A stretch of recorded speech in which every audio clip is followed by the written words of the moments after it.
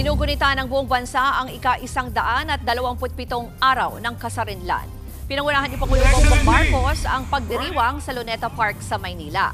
Sinaksihan din ni PBBM ang Parada ng Kalayaan sa Quirino Grandstand. Mensahe ng Pangulo, protektahan at ipaglaban ng bawat Pilipino ang kalayaang tinatamasa natin ngayon. May mensahe rin siya sa mga opisyal ng gobyerno. Pananagutan natin hindi lang ang mga umaabuso sa tungkulin, maging ang mga nagkukulang sa paglilingkod.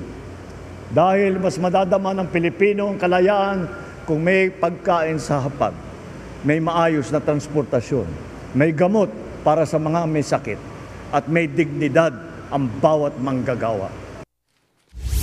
Para naman kay Vice President Sara Duterte, paglapastangan sa Diwa ng Kalayaan ang pagsasawalang bahala umano sa paghihirap ng maraming pamilyang Pilipino at ang paglabag sa batas at sa ating mga karapatan. Kabilang sa mga hamon sa ating kalayaan ay ang pagmamalabis at katiwalian sa gobyerno, laganap na droga, problema sa edukasyon, kahirapan at gutom. Huwag nating isuko ang kalayaang ito sa mga taksil at walang malasakit sa ating mamamayan at sa ating bayan. Samantala, si Senate President Chis Escudero naman ang nagtaas ng watawat bilang paggunita sa Araw ng Kalayaan sa Baraswain Church sa Malolos, Bulacan. Pinangunahan naman ni House Prosecutor at San Juan City Representative Bel Zamora kasama ang kanyang kapatid na si Mayor Francis Zamora ang Araw ng Kasarinlan sa Pinaglabanan Shrine sa San Juan.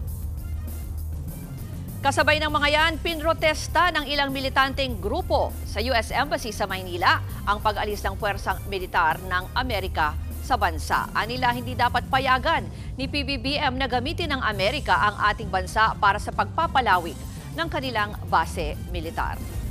Mga kapatid, ako po si Ruth Cabal. Maging maalam at may pakialam sa mga may init at rumaratsyadang balita sa Frontline Express. Para maging updated sa balitaan, mag-subscribe lang sa social media pages ng News 5.